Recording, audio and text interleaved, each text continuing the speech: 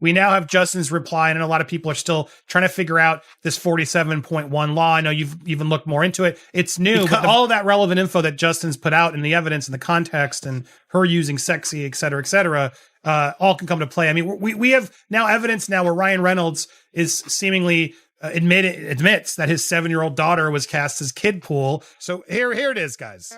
Poor guy. Our fight isn't with you. When I want your opinion, I'll take Wolverine's dick out of your mouth. That's kid. Guiltily, that is my daughter, I'm Inez. so sorry we have to admit that. And saying, suck Wolverine's D off. And then the director's laughing. Yeah, she didn't even really want to do it, and we forced her to do it, and there were 400 versions of it. Many of us are watching that going like, my God, that's horrific. But sexy was the line for Blake. What if everything you thought you knew about Blake Lively's lawsuit against Justin Baldoni was a lie? The media painted one picture, but the text messages, transcripts, and court filings tell a very different story. In this exclusive exposé, we uncover the shocking truth behind the legal war that is Hollywood insiders whispering. Employment lawyers are now siding with Baldoni, claiming he may actually have the stronger case. And Blake's suspicious absence from set, while she was spotted at 7 Taylor Swift concerts, might just be the damning evidence that flips the entire narrative on its head.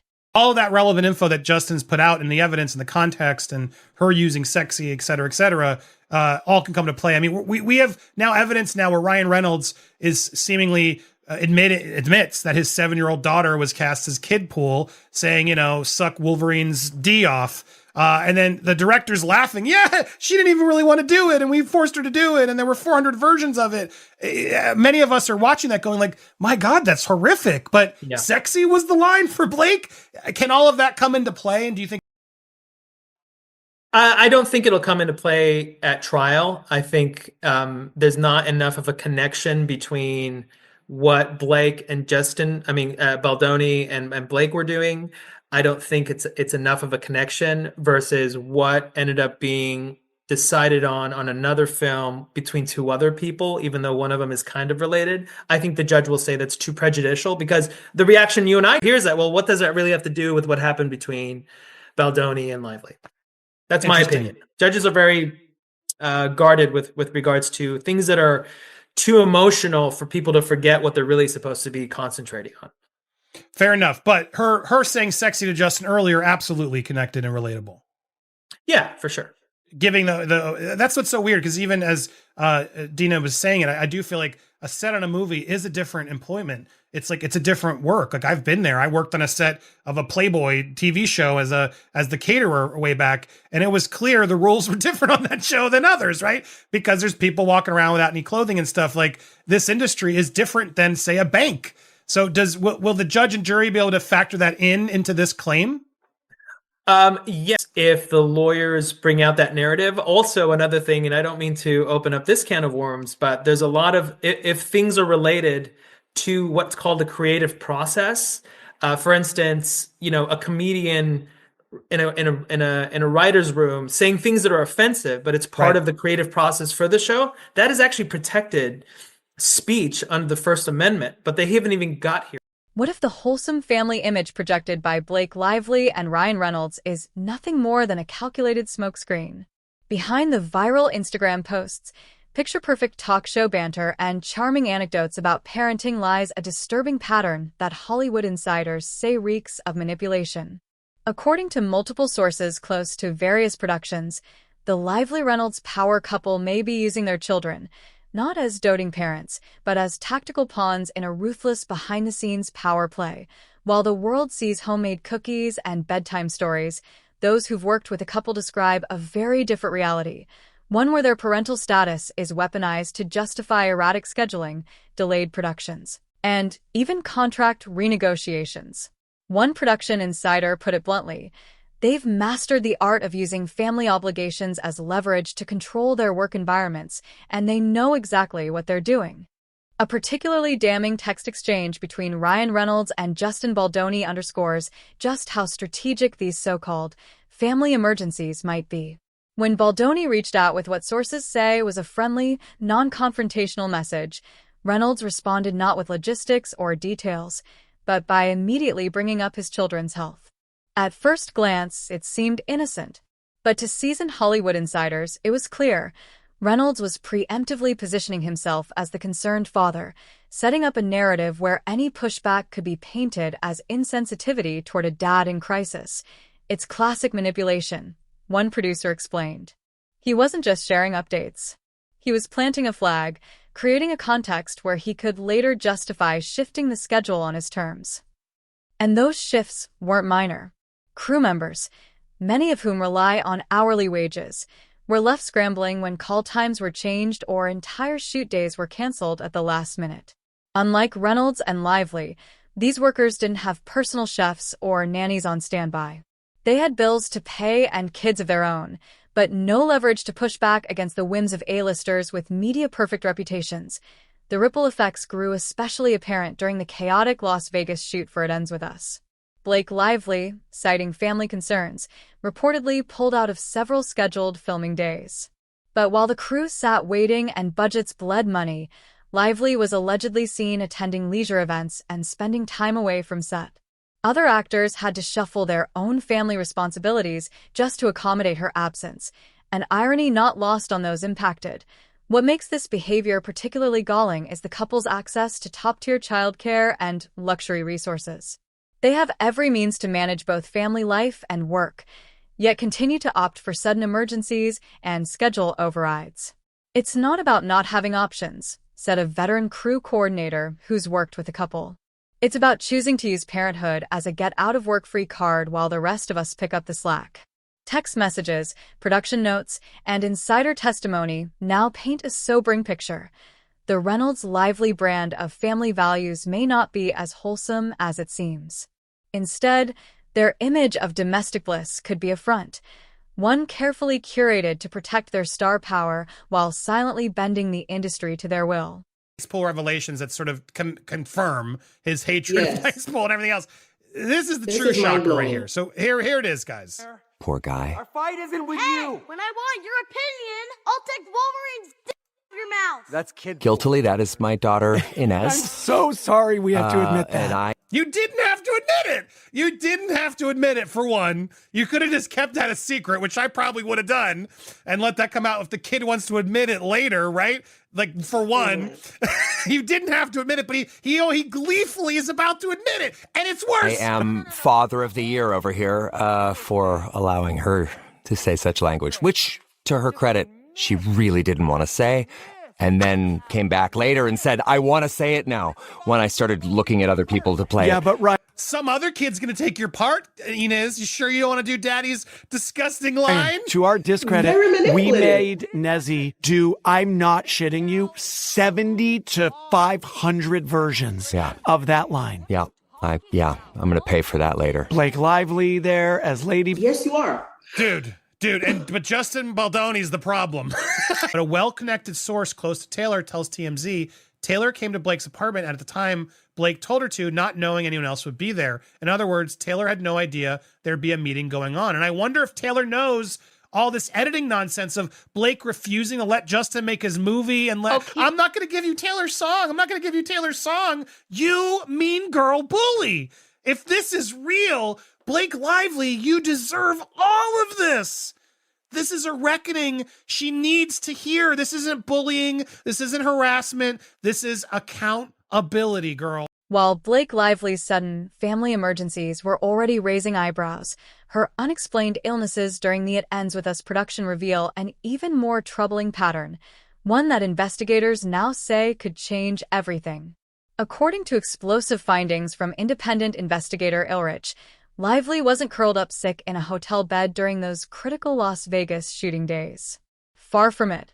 She was front and center, dancing in VIP sections at Taylor Swift's Eras tour, radiant, laughing, and very much not under the weather. The damning evidence is impossible to dismiss.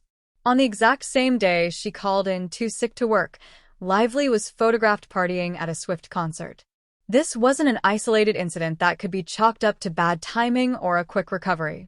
Ilrich's investigation uncovered that Lively attended 7 different Taylor Swift concerts during the film's production period, all while the schedule descended into chaos due to her repeated absences from set. For those outside the industry, It's easy to overlook the real cost of a lead actor skipping a scheduled shoot day.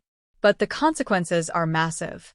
Hundreds of crew members, camera operators, lighting technicians, makeup artists, set builders, show up ready to work, only to be sent home because their lead isn't there. These aren't pampered celebrities. These are blue-collar workers who rely on every hour of paid labor to support their families.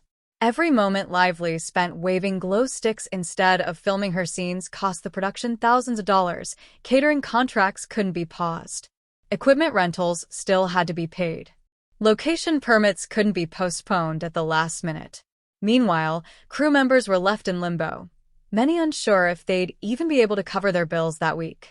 The financial fallout rippled through every department, compounding with each sick day that turned out to be a party night. What makes this situation even more egregious is the sheer disparity between Lively's claimed condition and her actual behavior. Social media posts show her glowing, energetic, and posing with fans in luxury concert suites on the very day she told producers she was too ill to perform. The contrast is jaw-dropping, and then there's the childcare excuse. According to sources, one justification Blake offered for her Vegas no-shows was the difficulty of arranging care for her children. But with a net worth estimated in the tens of millions, that reasoning doesn't hold up. She has the means to fly in nannies, book family suites, or hire elite professionals to assist on site, options most working parents could only dream of. Instead, she appears to have chosen Taylor Swift over professional responsibility. This behavior, insiders argue, reveals a deeper pattern. It's not just about flaking on a few shoot days. It's about creating a production environment where her personal enjoyment was consistently prioritized over contractual obligations, and where hundreds of others bore the consequences. The timeline doesn't lie. When she was needed on set, she was too sick. When Swift was performing, she was front row. These weren't coincidences or misunderstandings. They were calculated choices, and the people paying for them weren't fellow celebrities, but the everyday workers who make Hollywood run. Those clips that just really shows the manipulation behind Blake. Not only did she steal this movie from Justin in post, which is clear, and took this rough cut, she went to stream it at this book con, and it seems like, judging by this clip, you tell me, even Sony wasn't involved in this. Listen to this. Brandon hasn't seen it, so we're going to sit through it. We just manifested that.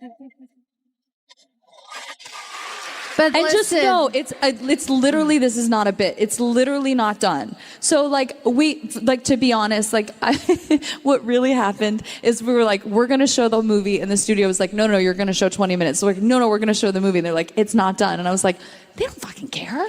Let's just show them the movie. Because you're going to go again, aren't you? You're going to go watch it in theaters too. I don't know. Don't you guys care that the movie be finished and that Justin's take be finished? Look at this. Colleen, Brandon, Blake. Where's Justin? Why was Justin not only she's not allowed to be in any of these interviews, but then she's out there stealing hard drives. That's what she did here to go spread the word on this movie. Twice. And they were like, it's true. They were like, if everything's not perfect and it's not done, and what if we're going to change things? I was like, these are the people who authored the success of the book. You guys are what matter. And you guys seeing the movie is so important to us. So we're so excited to show you guys. You brought us so many gifts. Way to take over, Blake. Literally just took it from him. This movie, this book, you mean, that Justin found first, that Colleen told him to star in, that he oversaw with his production company for all this time, and you just took it over. Today. We did. I know. Also, last one, we're going out with a bang. But honestly, you guys, y'all are the only audience in the world that's going to see this cut. It is an early cut. I'm so fascinated to know which cut this was. Was this Blake's cut? Was anybody in this crowd that saw this cut? Can you please reach out to me, hit me up, or Kim on socials, or you can reach out popcornplanet@gmail.com. Please don't spam me with other news links. I get plenty of those. But if you're an insider with info, you can hit me up. Blake Lively's alleged pattern of professional manipulation was only the beginning. Now, she's facing something far more dangerous. Undeniable evidence. The narrative she's carefully constructed around her harassment claims against Justin Baldoni is rapidly crumbling under the weight of new court filings, including a trove of text messages that tell a shockingly different story. According to documents just submitted by Baldoni's legal team, Lively continued to send him warm, even flirtatious messages in the days and hours following the very incidents she now claims were traumatizing. Let's rewind. When Lively accused Baldoni of harassment on set, claiming he crossed serious boundaries during the filming of It Ends With Us, public sentiment initially leaned in her favor.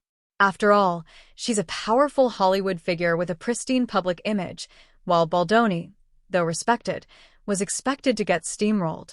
But instead of backing down, Baldoni is fighting back with precision, and his legal strategy may completely upend the case. At the heart of Baldoni's defense lies a dense archive of text messages that, if verified, deal a brutal blow to Lively's credibility. These aren't messages exchanged months later. These are immediate, real-time conversations in which Lively appears friendly, comfortable, even playful with the man she now labels as her harasser. Legal analysts say this is more than just inconsistency.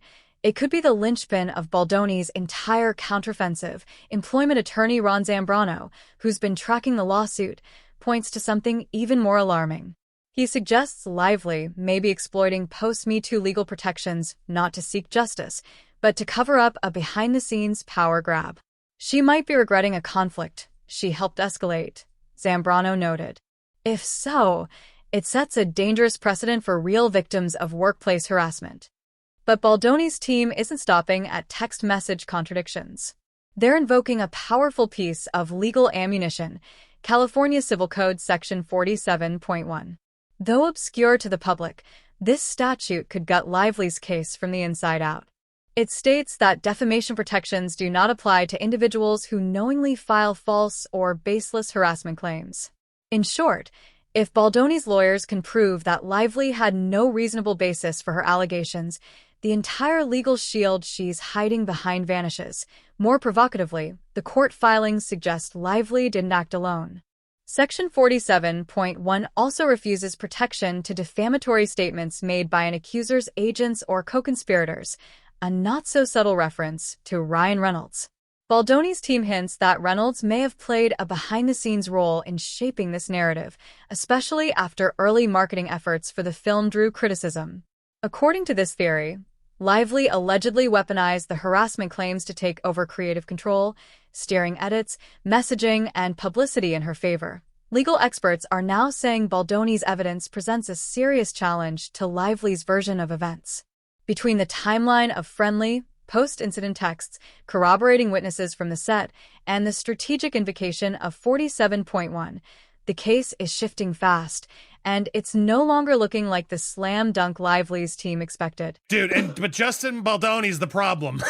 It's like I can't get over the hypocrisy. How do you react? You have kids. I have kids. Look, sometimes they say a bad word. It is what it is. We laugh. But I would never want my kids to be talking about sucking some C-word of Wolverines in a movie at that age. I do everything I can to protect them from that range of topics because you want to keep their innocence as long as you can, right? Would you let your kid do that? The more disgusting part of it is because Ryan was not willing to be as fully honest as Sean Levy was, because Ryan goes to her credit. She didn't want to do it, but then he snitches on himself and says, I pretty much told her I'm going to give your role to somebody. She said, Daddy, I'll do it. Then Sean Levy says, oh, to our discredit, we made her rehearse that line 70 to 500 is probably an exaggeration. One time is too much. 70 times is disgusting. And then disgusting. It's disgusting.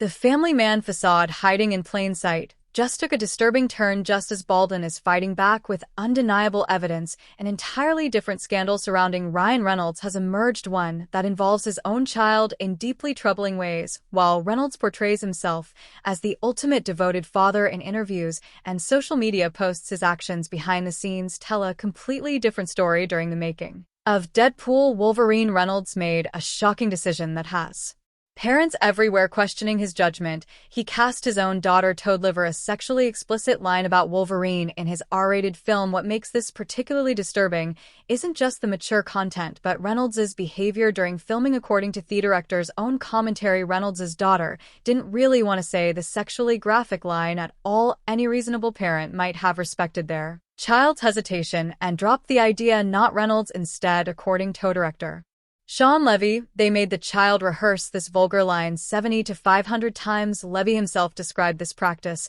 as disgusting, yet it continued anyway, with Reynolds reportedly gleefully making his reluctant daughter repeat the explicit content over and over. Let that sink in. The same man who cultivates an image as Hollywood's most dedicated family man forced his own child to repeatedly practice saying something sexually inappropriate until they got the take they wanted for an R-rated film most children wouldn't even be allowed to watch. This incident has sparked outrage among child advocates and parents alike, who question what kind of father would put his entertainment career ahead of his child's comfort and well-being. The contradiction is striking. Reynolds carefully crafts his public image around being a protective, loving father, yet behind the camera, he's directing his own child to say lines she's uncomfortable with. What we're witnessing is the real Ryan Reynolds, someone potentially willing to exploit his own children when it serves his professional interests or public image. This aligns perfectly with the manipulative behavior Baldwin's legal team has been highlighting, showing a pattern of putting career advancement above ethical considerations. The hypocrisy becomes even more glaring when you consider how Reynolds has positioned himself in Hollywood. He's carefully built a brand around being the ultimate family guy, the devoted husband to Blake Lively, and caring father who puts his children first. His interviews are filled with charming anecdotes about parenthood, and his social media celebrates family values. Yet when the cameras are rolling in his own set, he apparently has no problem directing his daughter to repeat sexually graphic content dozens, perhaps hundreds of times, even when she expressed reluctance. The disconnect between his cultivated image and his actual behavior is staggering. This revelation adds another dimension to the ongoing legal battle with Baldoni. If Reynolds is willing to manipulate his own child for professional gain, what else might he and Lively be capable of in their quest to maintain their A-list status and control over their projects? It suggests a much larger pattern of behavior where image management trumps ethical considerations at every turn. The question now becomes whether Hollywood and the public will continue to accept the carefully constructed facade this Bauer couple has built as more details emerge about their behind-the-scenes behavior, from schedule manipulations tossing their children as both excuses and props. The perfect image they've cultivated is rapidly unraveling. I'll have Justin's reply, and a lot of people are still trying to figure out this 47.1 law. I know you've even looked more into it. It's new.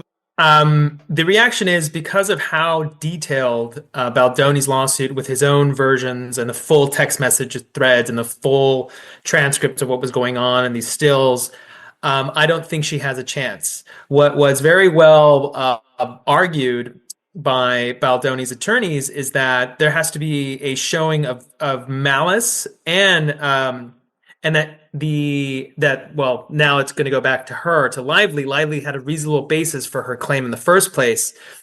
That's one. Two, it has to be on the face of his complaint. And what that means is that the judge reading the complaint in this motion has to assume everything that's in it and all those many, many, many pages is true. And then he makes a ruling. So what the judge has to read is go, okay, every single thing, these text messages, these allegations are true. The judge would have to make a determination that somehow she had a good faith, reasonable basis. And I don't think he can do that. So is Brian's sort of quote legit? Like, do you think this is a massive threat to others? Like, is she trying to play this law, this Me Too law, which we're going to go through more depth, to like actually try and get her way? Do you agree with his urgency?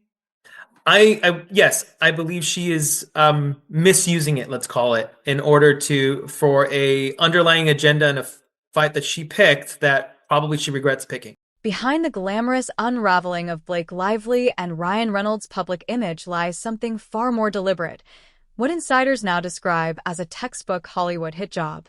And the target? Justin Baldoni.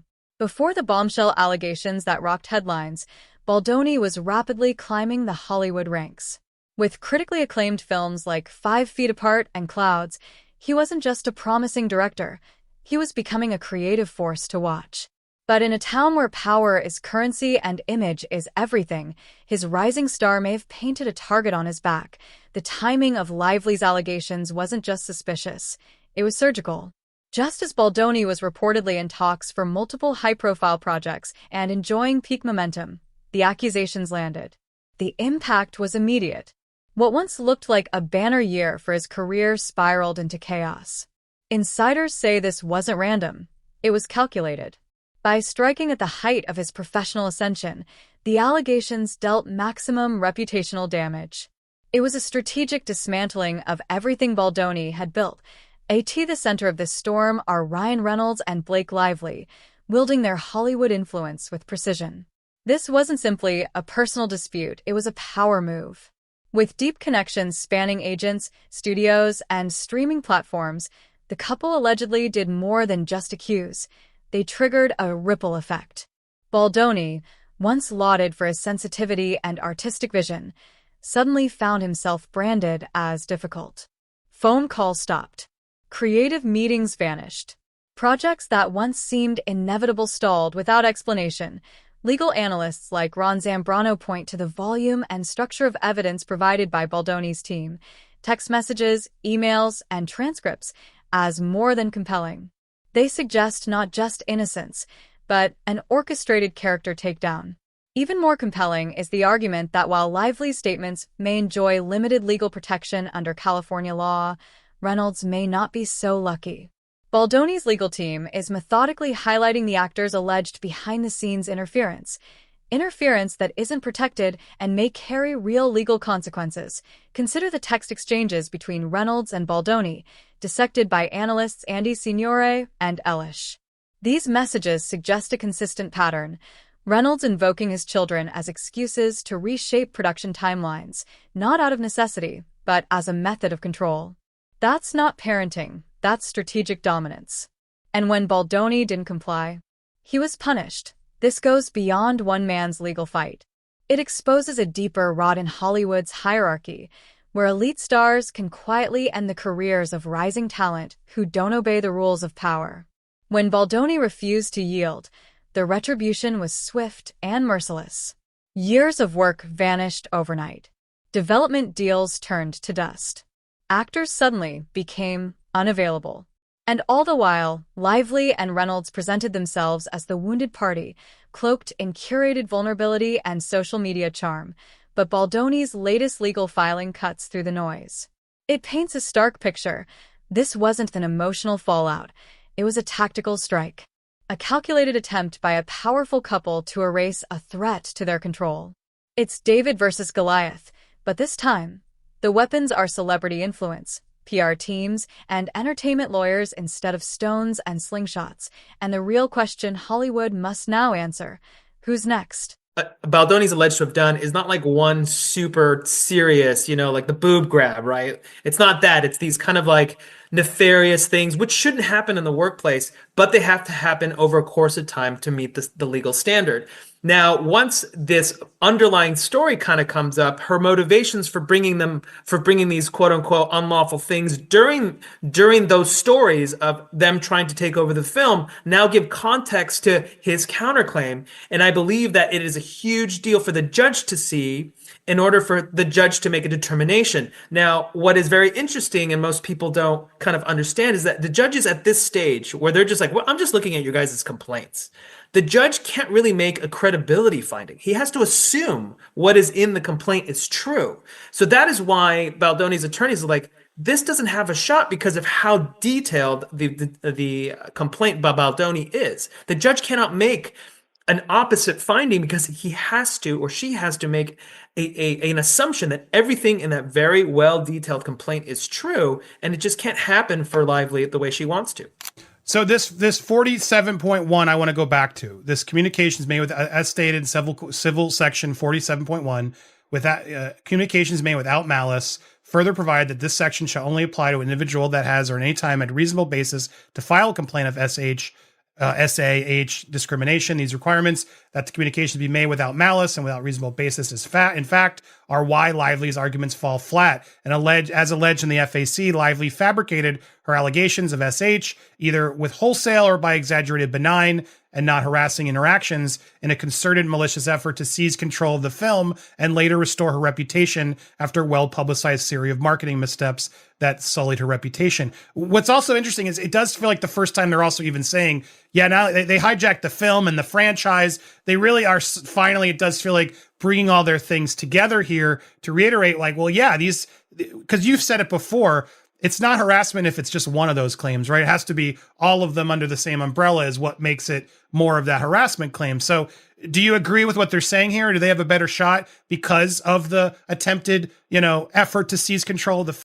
After a series of highly publicized marketing blunders that deeply tarnished her reputation, Blake Lively appeared poised for a calculated redemption arc. But what's now unfolding goes far beyond damage control. It's veering into full-blown narrative hijacking. For the first time, it seems even neutral observers are acknowledging what critics have long whispered.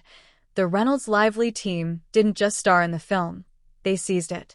They commandeered the creative direction, silenced dissenting voices, and positioned themselves as the untouchable core of the project. What's becoming increasingly clear is that this case is about more than a single accusation or behind-the-scenes conflict. As legal commentators have pointed out, a harassment claim only gains real traction when it reflects a pattern, multiple abuses of power operating under the same strategic umbrella. And now, all those threads appear to be converging. Legal experts like Ron Zambrano believe this legal standoff could be a turning point in how Hollywood handles celebrity accountability. Section 47.1 of California law, regarding communications made without malice, is at the heart of this debate. The judge's ruling could set a game-changing precedent, potentially redefining the boundary between protected speech and defamation when public figures are involved. For those brave enough to challenge Hollywood royalty, this case exposes the brutal cost of pulling back the curtain and the real price of speaking out.